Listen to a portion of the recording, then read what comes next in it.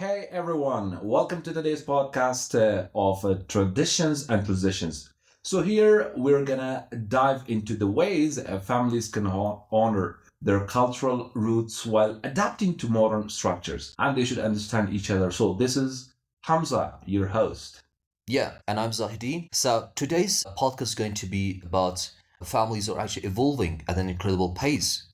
But with that comes a lot of tension. Holding on to traditions while embracing change isn't always easy. It's not effortless. So today we'll explore how to bridge the gap between old cultured families and realities of modern family life. All right, so first we're gonna have to understand the old cultured families, right? So let's first define what we mean by old cultured families. So, as per my perspective, these are families deeply rooted in traditional values, emphasizing hierarchy, collective decision making, and strong ties to cultural heritage. So, in Afghan culture, for instance, think of a prominent Pashtun family from a rural area like Kandahar or let's say Kabul. Yeah, so exactly. In these families, rules are often predetermined and also already set. For example, parents might be seen as absolute authorities, and children are expected to follow those set paths. So maybe taking over the family business or pursuing careers chosen by the elders can be kinds of the desires that those parents want, but it doesn't work all the time. Yeah, exactly. And you're right. While this provides a sense of identity and belonging, yeah, the children feel like they belong to this family and they can never be a part of their decision. So it can sometimes clash with modern values like individual freedom and equality. Imagine this, a young woman from traditional Afghan family wants to pursue higher education abroad. Her family, adhering to old norms, to old standards, might expect her to marry and settle down instead. That's where the tension begins, isn't that? Yeah, absolutely. It's tough, especially when modern families are more about work-life balance or maybe the flexibility, resilience, actually, right? They want to bring in Indeed. their families. So, and also they want to share the responsibilities. So, for instance, a young Afghan couple in Kabul might share parenting duties equally, Yeah. but their rural relatives could disapprove, seeing it as a break. All right. That's almost. I think nowadays it's common, and especially in Kabul as a capital, where this parents they share their duties, where they both work and they both share the households. Right. If the wife is working outside, the husband is working as a teacher somewhere, so they both share the same responsibility of providing for the family. And at home, they also have some duties. So Mr. Zahidi, what do you think creates the most tension between these two family structures? Honestly, the most important thing we've got here in our life is language. Through language, we can create communications. So, traditional families often rely on unspoken expectations, which modern families, on the other hand, prefer open dialogue and negotiations. So, here, for example, the traditional families just want to be those guys which just want to be on their own side.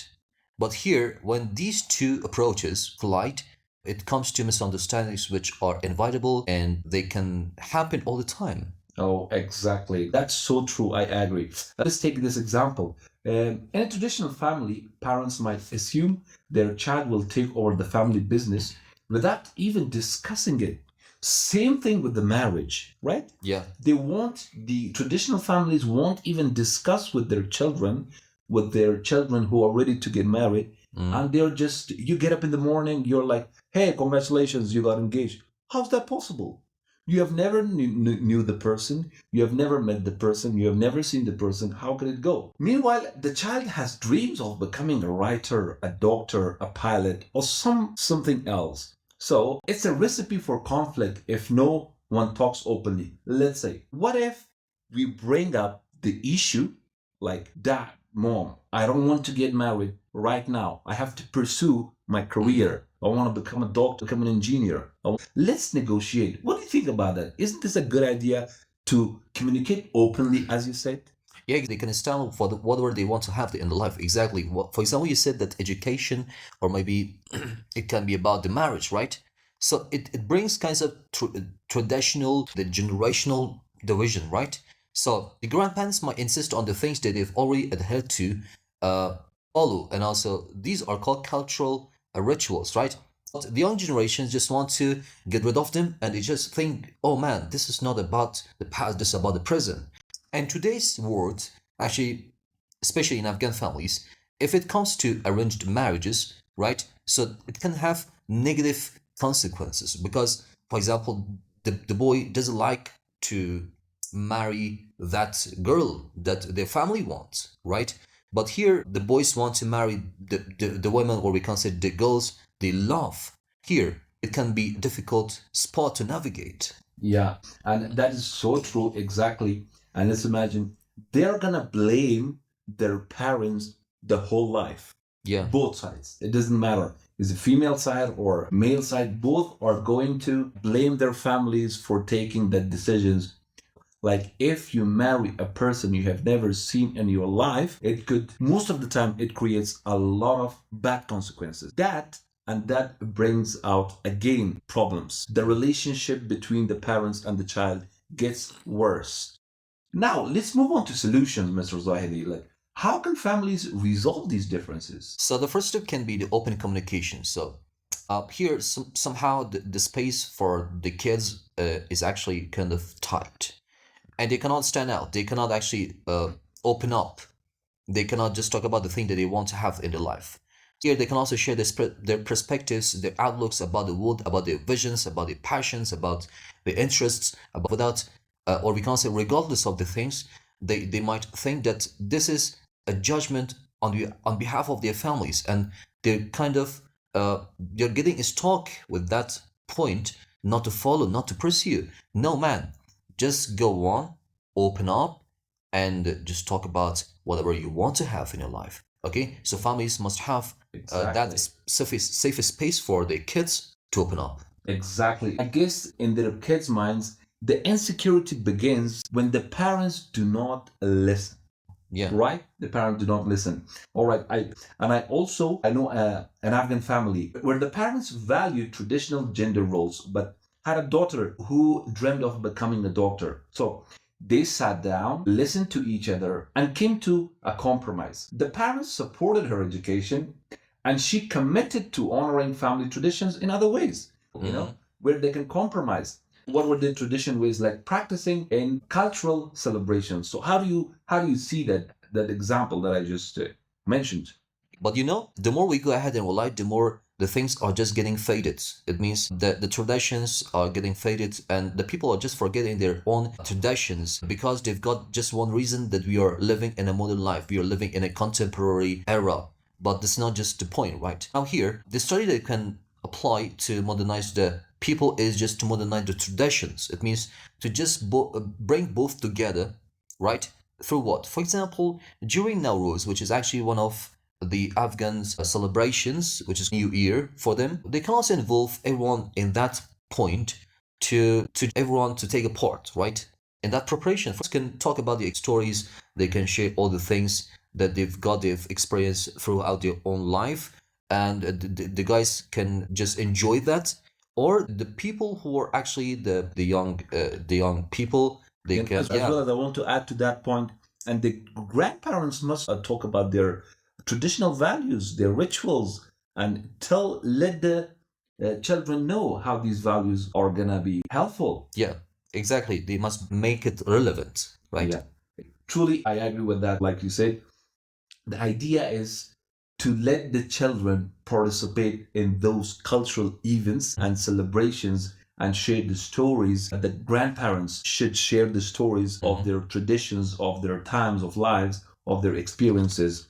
Okay, then comes another best way for resolving this problem, like bridging the gap, is education. Education is another key. So I think younger family members can learn about the cultural importance of traditions, youngers, while older generation explore modern perspectives. For example, a younger members could document traditional recipe digitally, blending technology with heritage. Isn't that a good point? Like if, let's say, if my grandparent or grandmother, she lets me know about the some most important, or let's say most cultural or rituals about the old times, as well as dishes, recipes. I would love them if I love them So I would love to share with the world, and they could do it as well. What do you say that? So that's also a good point, but we can also call that a compromise. Let's not forget it, because it brings the traditions to fit everyone's needs, right? It means imagine that a family is just planning for a wedding, so they could do both.